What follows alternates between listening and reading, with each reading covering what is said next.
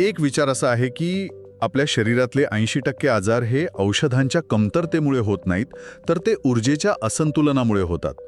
आता समजा ही ऊर्जा संतुलित करण्याचा एक वैज्ञानिक मार्ग असेल, जो औषधं किंवा शस्त्रक्रियेशिवाय शरीराला स्वतःला बरं करायला मदत करतो, तर त्यामागची विचारसरणी नक्कीच समजून घेण्यासारखी आहे. आज आपण TN सॅक्युलाइफ नावाच्या एका मशीनबद्दल मिळालेल्या माहितीचा जरा सखोल अभ्यास करणार आहोत. आपल्याला जे काही स्रोत मिळालेत त्यांच्या मते हे मशीन शरीराची जी नैसर्गिक उपचार शक्ती असते ना, हीलिंग सिस्टम. हो, हिलिंग सिस्टम, तिला सक्रिय करून माणसाला तंदुरुस्त आणि निरोगी ठेवायला मदत करतं, असा एक दावा केला जातोय. आणि आज आपलं ध्येय हे दावे स्वीकारणं किंवा नाकारणं नाहीये, तर या स्रोतांमध्ये जी विचारसरणी मांडली आहे त्यामागचा तर्क काय आहे हे समजून घेणं.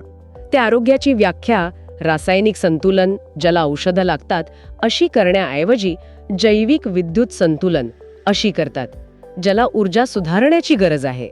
अच्छा, म्हणजे शरीराला एक प्रकारचा चार्जर लावण्यासारखं झालं हे.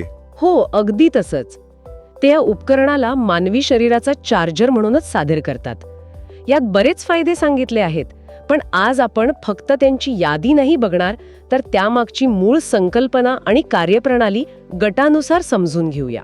चला तर मग सुरुवात करूया त्या मूळ कल्पनेपासून. या स्रोतांमध्ये बायोइलेक्ट्रिक सिस्टीम हा शब्द सारखा येतोय, म्हणजे नक्की काय म्हणायचंय त्यांना? हे फक्त एक आकर्षक नाव आहे की यामागे काही ठोस कल्पना आहे? हा खूप महत्वाचा प्रश्न आहे. या स्रोतांनुसार आपलं शरीर म्हणजे फक्त हाडं, स्नायू आणि अवयव नाहीत, तर ते खूप गुंतागुंतीचं विजेवर चालणारं नेटवर्क आहे. त्यांनी एक सोपी उपमा दिली आहे. कोणती? मोबाईल फोनची. जसा मोबाईल पूर्ण चार्ज झाल्यावर छान काम करतो, पण बॅटरी डाऊन झाली की त्याची कार्यक्षमता कमी होते. त्याचप्रमाणे जेव्हा शरीरातली जैविक ऊर्जा असंतुलित होते, तेव्हा शरीर डिझीज मोडमध्ये जातं, असं त्यांचं म्हणणं आहे. म्हणजे थकवा, वेदना हे सगळं म्हणजे बॅटरी लो झाल्याचे सिग्नल आहेत. अगदी ऊर्जेच्या कमतरतेचे किंवा अडथळ्यांचे संकेत. ठीक आहे, म्हणजे ऊर्जा हा इथला कळीचा शब्द आहे, पण या स्रोतांमध्ये प्राणशक्ती हा शब्दही वापरलाय.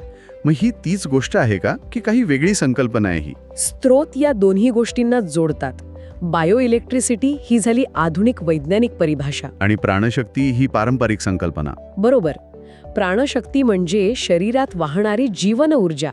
जेव्हा हे उपकरण ॲक्युप्रेशर पॉइंट्सना उत्तेजित करतं, तेव्हा ते फक्त रक्ताभिसरण सुधारत नाही, तर या प्राणशक्तीच्या प्रवाहातील अडथळे दूर करतं, असा दावा आहे. अच्छा. आणि खराब रक्ताभिसरणामुळे 70% जास्त आजार होतात असं सांगून ते या मशीनला त्या समस्येवरचा थेट उपाय म्हणून सादर करतात. आणि हे ऊर्जा प्रवाह ज्या मार्गांवरून वाहतात त्यांना मेरिडियन असं म्हटलंय. हा शब्द जरा गूढ वाटतो, पण या ऊर्जा मार्गांबद्दल काही अधिक माहिती दिली का? म्हणजे ते आपल्या नसा किंवा रक्तवाहिन्यांसारख्या भौतिक गोष्टी आहेत का? नाही. स्रोतांनुसार मेरिडियन या शारीरिकदृष्ट्या दिसणाऱ्या नसा किंवा रक्तवाहिन्या नाहीत, त्या ऊर्जेच्या अदृश्य वाहिन्या आहेत, ज्या संपूर्ण शरीरात एक जाळं तयार करतात आणि प्रत्येक अवयवाला एकमेकांशी जोडतात. हा पारंपरिक चीनी वैद्यकशास्त्रातला सिद्धांत वाटतोय. हो, तोच इथे वापरला गेला आहे. या सिद्धांतानुसार जर एखाद्या मेरिडियनमध्ये ऊर्जेचा प्रवाह थांबला, तर त्याच्याशी संबंधित अवयवाच्या कार्यात अडथळा येतो आणि हे उपकरण त्याच अडथळ्यांना दूर करतं, असं या स्रोतांचा युक्तिवाद आहे. ठीक आहे, म्हणजे मूळ चौकट आता स्पष्ट होतीये.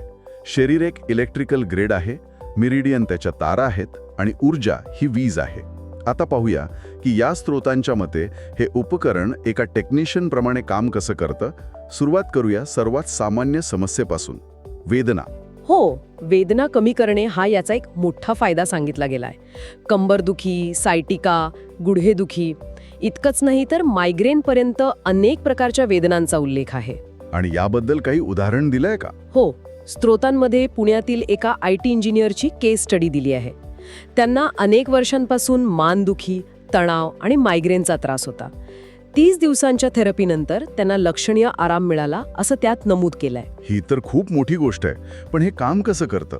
म्हणजे वेदनाशामक गोळ्यांसारखं फक्त वेदनेची भावना दाबून टाकतं, की यामागे काही वेगळा तर्क आहे? इथेच त्यांच्या युक्तिवादातला फरक स्पष्ट होतो.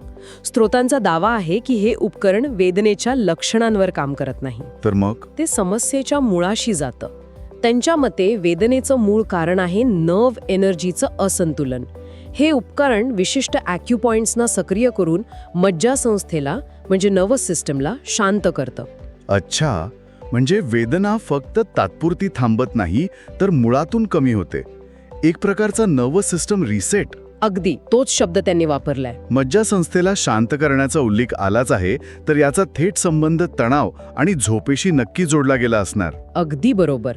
तणावासाठी स्रोत असं सांगतात की हे पॅरासिम्पथेटिक नर्वस सिस्टमला सक्रिय करते. ही आपल्या शरीराची रेस्ट अँड डायजेस्ट प्रणाली आहे.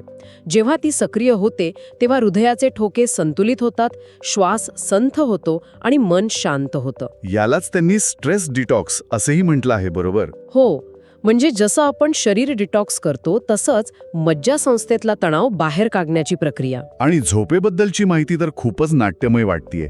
एका गृहिणीची गोष्ट सांगितली आहे, ज्यांना 10 वर्षांपासून निद्रानाशाचा त्रास होता. हो, ती केस स्टडी खूप महत्वाची आहे, कारण त्या 10 वर्षांपासून झोपेच्या गोळ्या घेत होत्या. श्रोत्यांमध्ये दिलेल्या माहितीनुसार या थेरपीच्या 21 दिवसांच्या वापरानंतर त्यांना गोळ्यांशिवाय नैसर्गिकरित्या झोप यायला लागली. पण यामागचा तर्क काय आहे?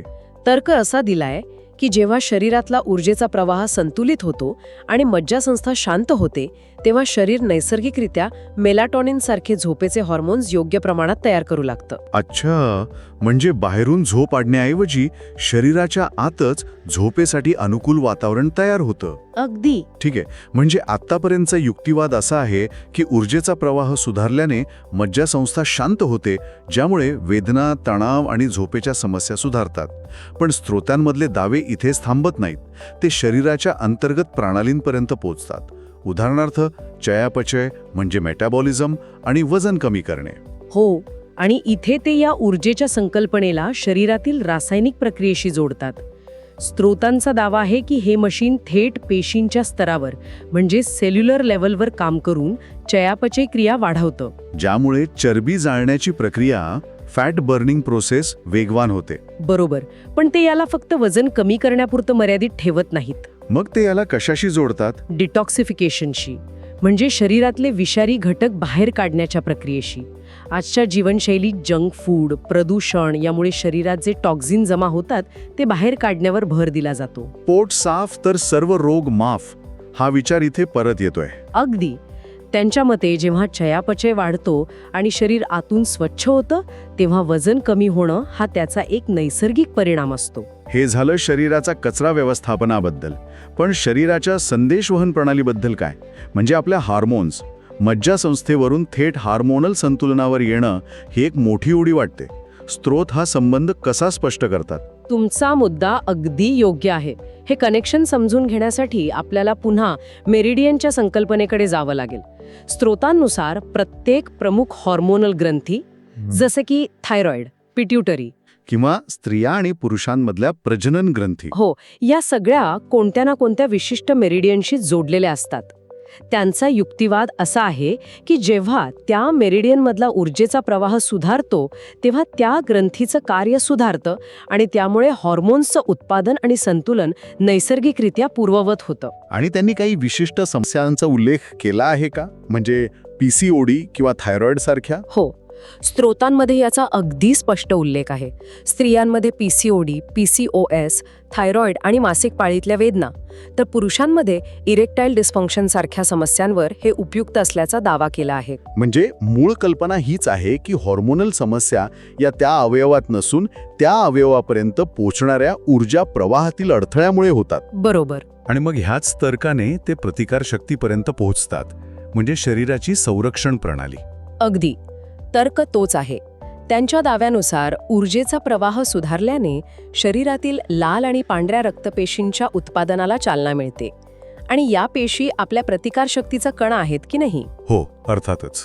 त्यामुळे जेव्हा त्यांची संख्या आणि गुणवत्ता सुधारते तेव्हा शरीराची नैसर्गिक संरक्षण प्रणाली अधिक कार्यक्षम होते. आणि यामुळे सर्दी खोकल्यासारख्या सामान्य आजारांपासून संरक्षण मिळतं. हो, आणि मेडिकलचा खर्च कमी होऊ शकतो असाही एक व्यावहारिक मुद्दा त्यांनी मांडला आहे. आपण आत्तापर्यंत या उपकरणामागील सिद्धांत आणि त्याचे दावे यावर बरीच चर्चा केली. पण आता प्रत्यक्ष उपकरणाबद्दल बोलूया. हे मशीन नक्की आहे तरी कसं, आणि ते वापरायला सोपं आहे का? माहितीनुसार हे एक पोर्टेबल म्हणजे सहज कुठेही सोबत नेता येणारं हलकं आणि वापरायला सोपं उपकरण आहे. आणि त्याचं सर्वात मोठं वैशिष्ट्य जे वारंवार सांगितलं जातं ते म्हणजे हे सुईशिवाय ॲक्युपंक्चर आहे. अच्छा, म्हणजे ज्यांना सुईची भीती वाटते त्यांच्यासाठी हा एक महत्वाचा मुद्दा असू शकतो. हो, आणि यात निदान करण्याच्या क्षमतेचाही उल्लेख आहे. डायग्नॉस्टिक केपेबिलिटी हा तर एक खूपच मोठा दावा वाटतोय. म्हणजे रक्त किंवा लघवीच्या चाचणीशिवाय शरीरातल्या समस्या ओळखता येतात. स्त्रोत हे कसं शक्य आहे असं सांगतात? हो, हा खरोखरच एक मोठा दावा आहे. स्त्रोतांनुसार व्यक्तीच्या हाताच्या तळव्यावरचे विशिष्ट पॉइंट्स तपासून शरीरातले कोणते अवयव कमकुवत आहेत किंवा कुठे ऊर्जेचा प्रवाह कमी आहे हे ओळखता येतं. म्हणजे रिफ्लेक्सोलॉजी किंवा सुजोग थेरपी सारखा काहीसा प्रकार. हो, त्यामागचा तर्क तसाच आहे. जिथे हाताचे आणि पायाचे तळवे हे संपूर्ण शरीराचा आरसा मानले जातात आणि हे निदान त्वरित आणि वेदनारहित असतं असंही नमूद केलं आहे. म्हणजे हे फक्त एक उपकरण नाही, तर ते वापरण्याचे एक कौशल्य आहे. स्त्रोतांमध्ये याबद्दल काय म्हटलं आहे? फक्त मशीन विकत घेणं पुरेसं आहे का? नाही, आणि हा मुद्दा त्यांनी खूप स्पष्टपणे मांडला आहे. फक्त मशीन असणं पुरेसं नाही. योग्य ॲक्युप्रेशर पॉइंट्स कोणते, कोणत्या समस्येसाठी कोणता प्रोटोकॉल वापरायचा, थेरपी किती वेळ द्यायची, आणि वेगवेगळ्या पॉइंट्सचं कॉम्बिनेशन कसं वापरायचं हे ज्ञान असणं महत्वाचं आहे. हो, आणि यासाठी ऑनलाईन कार्यशाळा उपलब्ध असल्याचंही त्यांनी सांगितलं आहे. आणि इथेच ते या कथेला एक व्यावसायिक वळण देतात, बरोबर? अगदी बरोबर. हे केवळ आरोग्याचं साधन नाही, तर एक उत्पन्नाचं साधन म्हणूनही सादर केलं जात आहे. या प्रशिक्षणातून थेरपी देण्याचं कौशल्य शिकून महिन्याला 30 ते 50 हजार रुपये कमावता येतात असा मार्गही सुचवला आहे. म्हणजे आरोग्याच्या गरजेतून एक आर्थिक संधी निर्माण करण्याचा प्रयत्न दिसतोय. हो, चला तर मग या सगळ्या माहितीच्या धाग्यांना एकत्र जोडूया.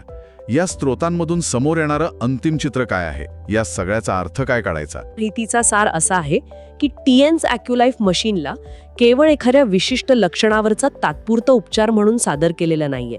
उलट शरीराची मूळ ऊर्जा आणि रक्ताभिसरण प्रणाली संतुलित करून शरीराची नैसर्गिक उपचार क्षमता पुनर्संचयित करणारं एक साधन म्हणून ते मानलं जातंय. तात्पुरत्या आरामाकडून मूलभूत आरोग्याकडे होणारा प्रवास असं त्यांचं म्हणणं आहे. अगदी. या संदर्भात स्त्रोतांमध्ये एका 55 वर्षीय व्यक्तीची कथा आहे जी हा दृष्टिकोन अधिक स्पष्ट करते. हो, त्या व्यक्तीला सांधेदुखी आणि प्रचंड थकवा होता. 3 महिन्यांच्या वापरानंतर त्यांचं एक वाक्य खूप बोलकं आहे. ते म्हणाले, मी आता आजारपणाचं व्यवस्थापन करत नाहीये, तर मी आरोग्य निर्माण करत आहे. I am not managing sickness, I am building health. हो, हा दृष्टिकोनातील बदलच या स्त्रोतांचा गाभा आहे. इथे केवळ लक्षणं दाबण्याऐवजी शरीराला स्वतःला बरं होण्याची संधी देण्यावर भर दिला गेला आहे. स्त्रोतांमध्ये शरीराच्या बायो इलेक्ट्रिक सिस्टमची तुलना मोबाईल फोनसारख्या आधुनिक तंत्रज्ञानाशी वारंवार केली गेली आहे. यातून एक मनोरंजक प्रश्न निर्माण होतो जो आपण आपल्या श्रोत्यांसाठी सोडून देऊया. जर आपण हे सहज मान्य करतो की आपल्या तांत्रिक उपकरणांना, आपल्या मोबाईलला किंवा लॅपटॉपला योग्यरित्या कार्य करण्यासाठी योग्य ऊर्जा प्रवाहाची आणि चार्जिंगची आवश्यकता असते, तर मग आपल्या स्वतःच्या आरोग्यामध्ये आणि बरे होण्याच्या प्रक्रियेमध्ये आपल्या जैविक ऊर्जेच्या भूमिकेकडे आपण किती दुर्लक्ष करत असू?